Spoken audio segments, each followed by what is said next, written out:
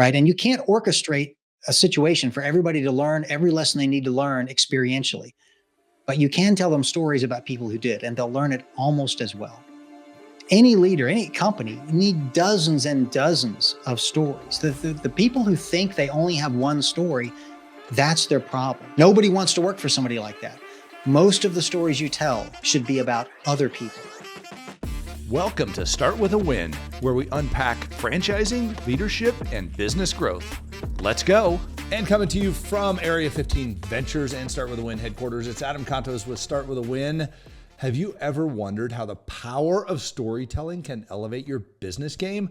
Today on Start With a Win, we're joined by Paul Smith, a true guru in the world of organizational storytelling.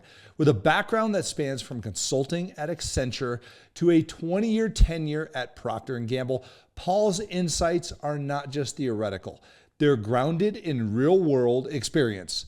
Named one of Inc. magazine's top 100 leadership speakers of 2018, Paul has dissected over 3,000 business stories and interviewed over 300 CEOs and executives across the globe.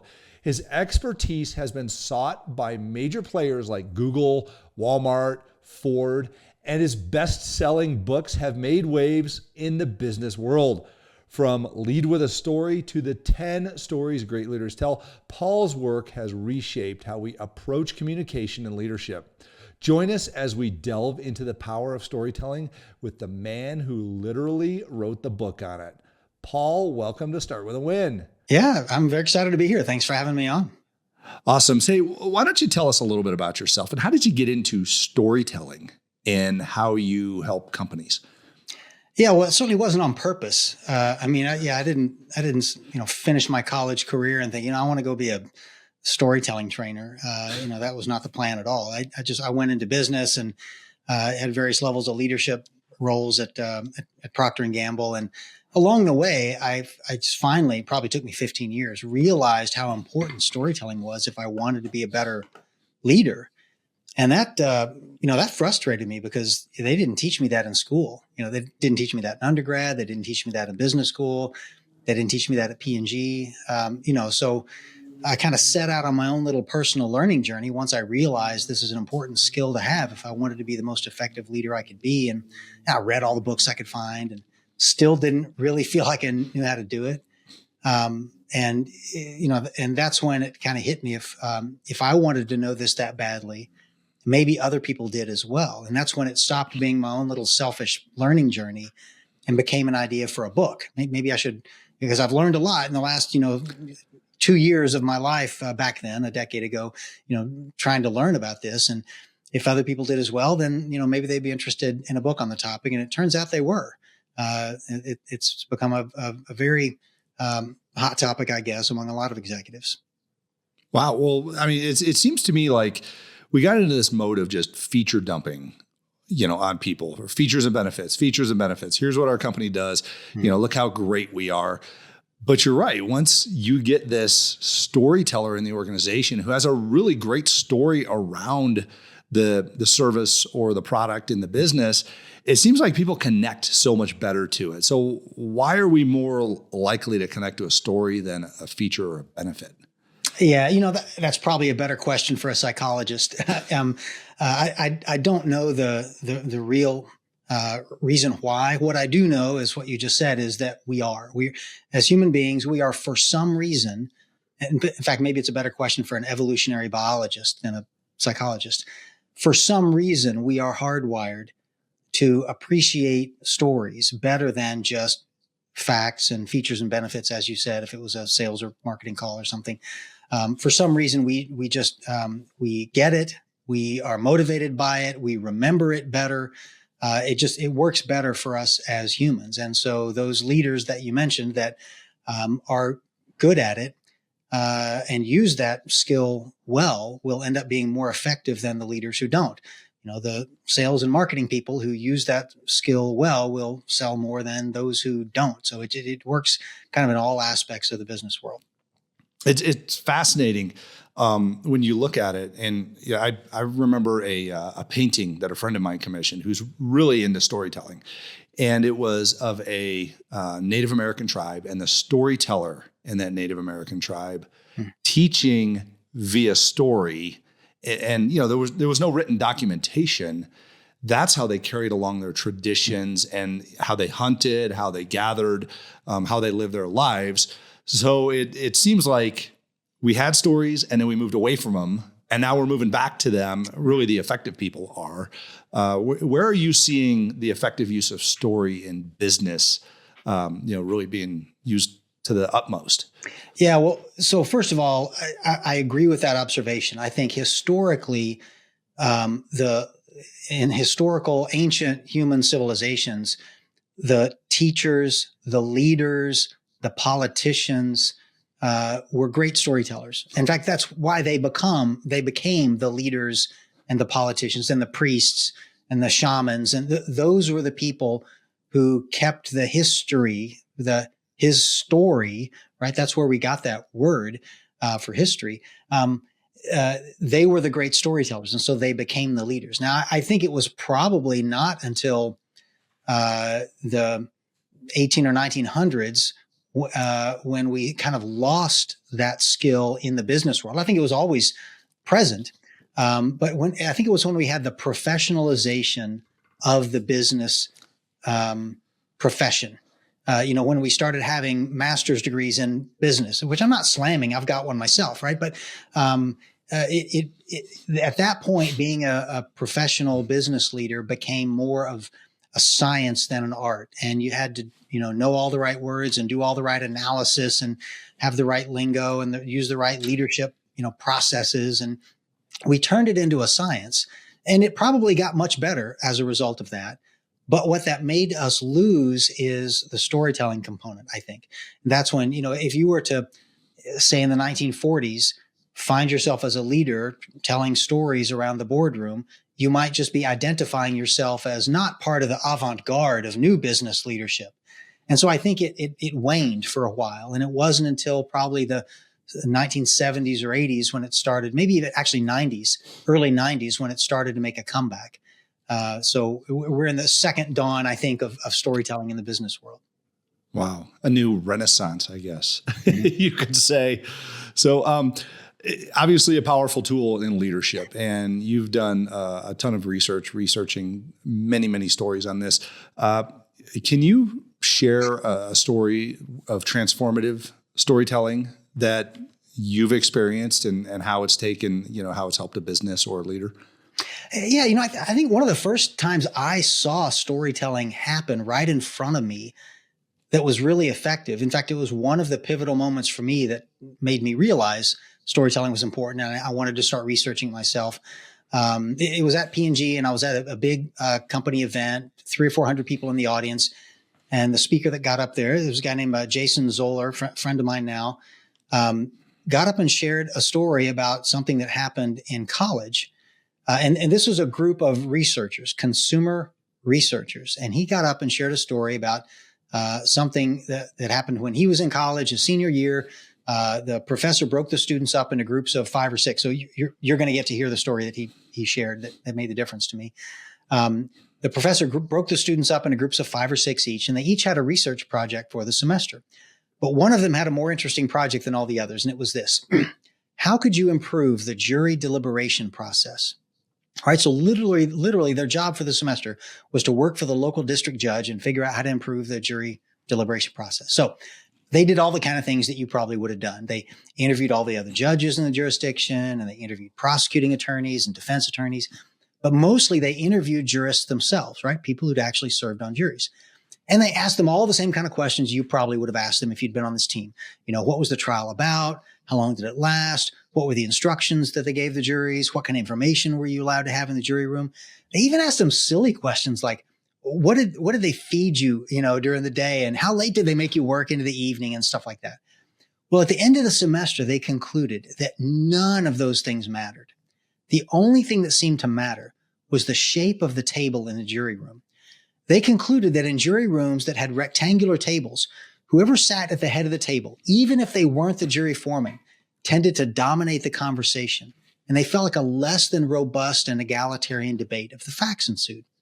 But in jury rooms that had round tables, it was a more fair, egalitarian, everybody got to talk. They felt like a more reasoned verdict was rendered. So End of the semester, they're very excited to make their recommendation to the head judge, because it was such a simple solution, right? Just replace the tables in the jury room. It's very easy and cheap to execute. They make their recommendation to the head judge. The head judge is very excited. He immediately issues a decree. In all the courthouses in my jurisdiction, anywhere you've got any of those round tables in the jury rooms, get rid of them and put in rectangular tables. All right. I did not just misspeak. In direct contradiction to the recommendation, he said, get rid of round tables, put in rectangular ones. Why on earth do you think he would have done that, Adam? He wants the jury foreman to run. I don't know. That's a great question. Yeah. Because the judge's definition of an improved jury deliberation process wasn't a more fair and accurate one, as those students had naturally assumed. It was a faster one. He wanted to reduce the backlog on his court docket. Right? He wanted them to get to a faster conclusion, even if it wasn't a better conclusion. All right. So I just imagine for a moment that you were one of those 5 or 6 students on that project. How would you have felt at that moment when you saw what he did by doing the opposite of your recommendation? Wow. Yeah, I would certainly question the fairness of the judicial process. Right? Right. How would you feel emotionally? How would you feel like the moment you found out what he did? Pretty let down by your discovery, I guess. Yeah. I mean, it's difficult. You're uncovering something that is causing harm that is being implemented. Right. And I'm sure they felt like that. The other things they felt at that moment were anger, right? They were angry at him for doing that, but they were also angry at themselves. And the reason is because the truth is it was kind of their fault. Here's the mistake they made. They weren't clear on their objectives before they started their research project. They didn't realize that that was the whole goal the whole time because they didn't ask, right? And that is why Jason told that story to a bunch of researchers, was to convince them of this lesson, that it's very important to be clear on your objectives before you start your research project, not after. If you wait till after, you may be sorely disappointed in the outcome. Right now, he could just have stood up there and folded his arms and looked at them all condescendingly and said, well, in my 20 years in this business, I've learned that it's very important to be clear on your objectives before you start your research project. And that'd be a nice piece of advice from the boss, right? But the story, I'm sitting there watching this happen, right? I'm in the audience, and it just became crystal clear that everybody in that room, the next time they start a research project, are going to make darn sure that they know what the objectives are. And the next time, and the next time, and the next time, because that story is going to be ringing in their ear. Like they're going to be able to feel the anger and remorse and regret that those students felt like when they learned that lesson. So, what I learned at that moment was that experience is the best teacher, right? Those 5 or 6 students learned that lesson better than anybody else. But a story is a close second, and everything else is a distant third in terms of its ability to convince somebody of something or to deliver a leadership message, right? And you can't orchestrate a situation for everybody to learn every lesson they need to learn experientially, but you can tell them stories about people who did, and they'll learn it almost as well. Wow. So, given that example, biggest misconception about storytelling, what would you say it is specifically? Well, one would, I guess that you just have one. I constantly get phone calls and emails from people who say, hey, Paul, we need you to come help us with our story. Our story. And I said, well, what story? Well, our story, our company story. And I say, you just got one? I can already tell you first problem. You only got one story.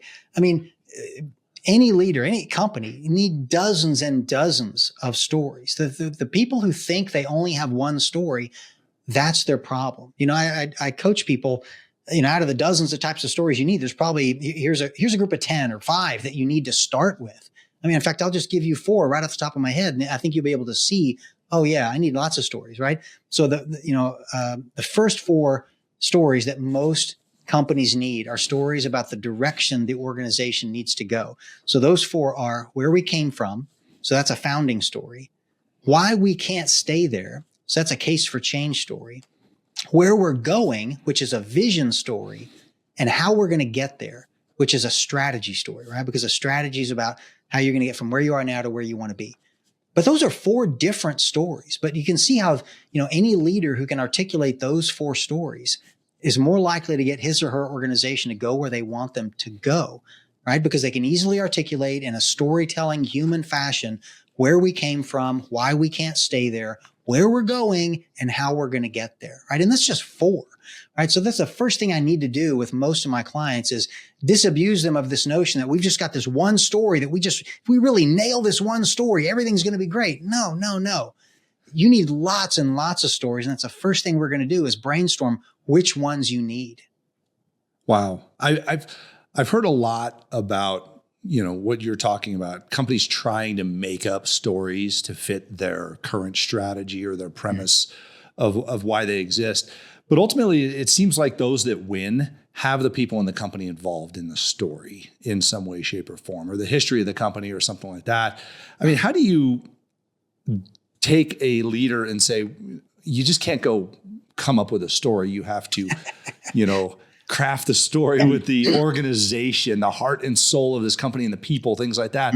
Because everybody wants, like what you said, we go to these seminars of creating the story around your business or whatever it might be.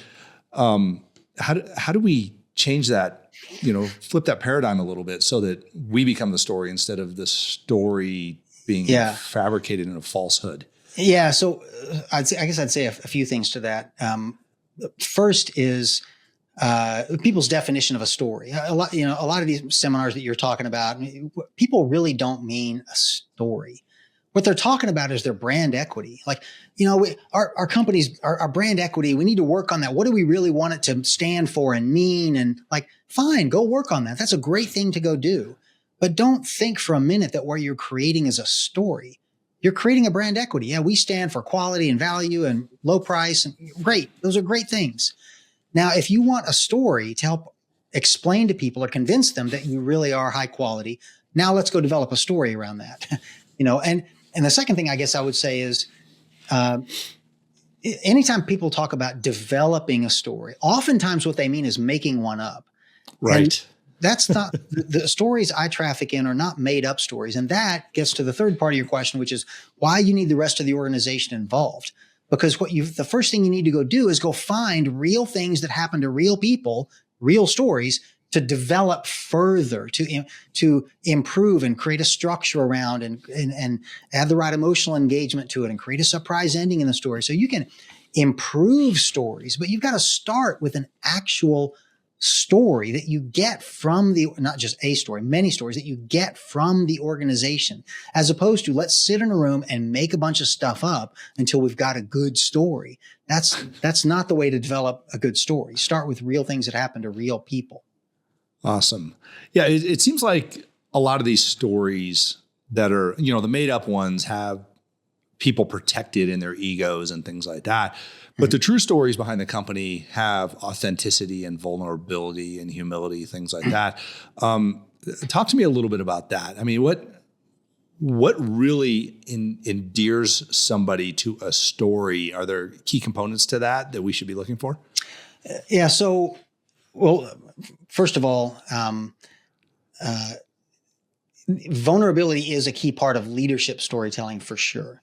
And that's because these are typically true stories. The one exception, by the way, is vision stories. If you're telling a story about the future, by definition, it's made up. It hasn't happened yet, right? So those are stories you should be making up.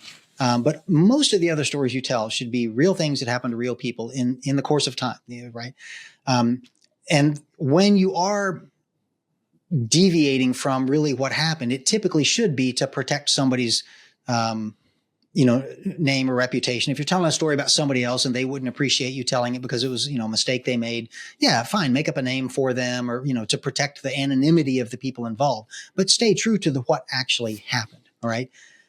When you're telling a leadership story, and you want it to be the most authentic and genuine, which I think is getting maybe more directly to your question.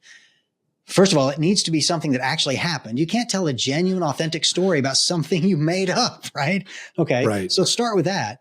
But secondly, the vulnerability piece of that comes from sharing failure stories, right? If all of your stories are about this awesome thing that you did or why you succeeded or why you got promoted 5 times in a row or why you became the best salesperson in the company, those are success stories. And there's a place for those. but that doesn't show any vulnerability at all, right? It doesn't take any vulnerability to stand up and brag about yourself. It takes vulnerability to stand up and talk about the 3 biggest mistakes you ever made in your career, right? And those are exactly the stories that everybody wants to hear. They don't want to hear how you became the best, whatever. Like, I can probably find my own ways to success. I'd like to hear how you did it. I might do it, I might not. But what I really want to know are the 3 biggest mistakes to avoid. And that takes vulnerability. And you've got to be comfortable sharing your mistakes, right? So one is be willing to share your failure stories, because that's what people want to hear. In fact, and the other thing is you need to be willing to share stories about other people, right? So if every story you tell is about you, what kind of leader would people take you as? An arrogant, self-centered, narcissistic leader, right? Nobody wants to work for somebody like that. Most of the stories you tell should be about other people, right? So you need to collect a repertoire of leadership stories to tell and most of those are going to be things they did great, right? And some of them may be their failure stories, in which case you might, like I said, change the name of the person or omit it for anonymity's purposes. But half the stories about yourself, at least, ought to be your failure stories. And that's the mark of a real leader who's leading with vulnerability. Wow. I mean, you've interviewed hundreds of CEOs and looked into so many different companies. Is there any specific thing that really jumped out to you, aha moments? And maybe we've already gone through that in this conversation already, but specific aha moments that you saw as a major consistency in the successes of these businesses and leaders? Well, one would probably be what I just mentioned. Like every leader who's gotten to a certain level of the company has figured out at least that they need to use storytelling. And it's rare that you would find a vice president of a company who just doesn't tell stories.